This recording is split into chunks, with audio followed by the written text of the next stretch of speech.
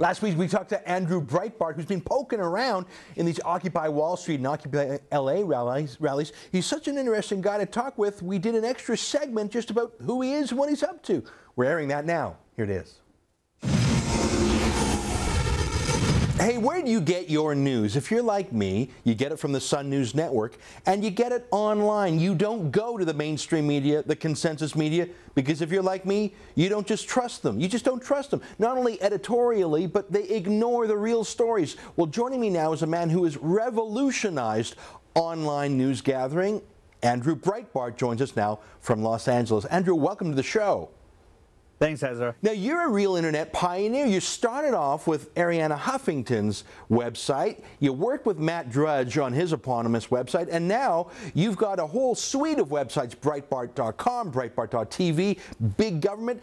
How did you decide to be a counterweight to the mainstream media? What motivated you? I think that my motivating factor is I'm like an ex-smoker. You know how ex-smokers at a party say stop smoking to people? Well, I'm an ex-liberal, and my exposure to what liberalism is, it is a minority political philosophy in the United States. According to Gallup, there's a 2-to-1 ratio of conservatives to liberals. Yet the Democratic Party dominates the media. That's Hollywood.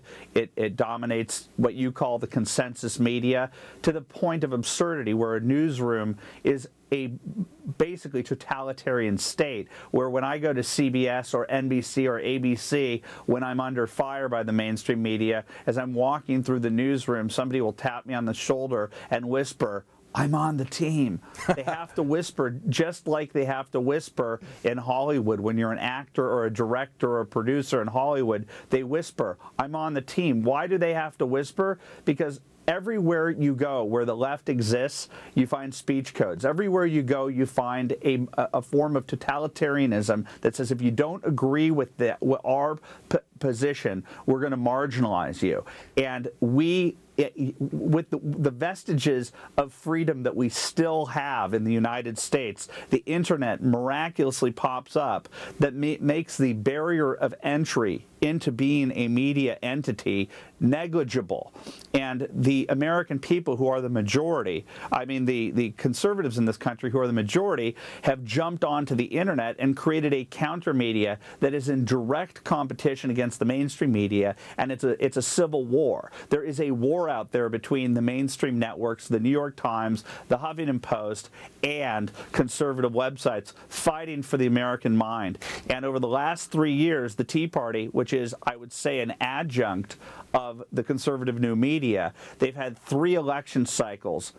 In 2009, when Chris Christie won, in 2010, the great Tea Party midterm election, and the Anthony Weiner seat. The Democratic Party and the Democrat media complex, which is the natural alliance of the mainstream media, the Democratic Party, and liberal interest groups, realizes that they're losing control of the American narrative because of this rise of the new media. You know, I want to ask you a question, because we're a new network here in Canada. It's called the Sun News Network. We're only about 6 months old, and the rest of the consensus media hates us. I mean, they just can't stand us because we have a different opinion. We break the consensus. We're dissidents.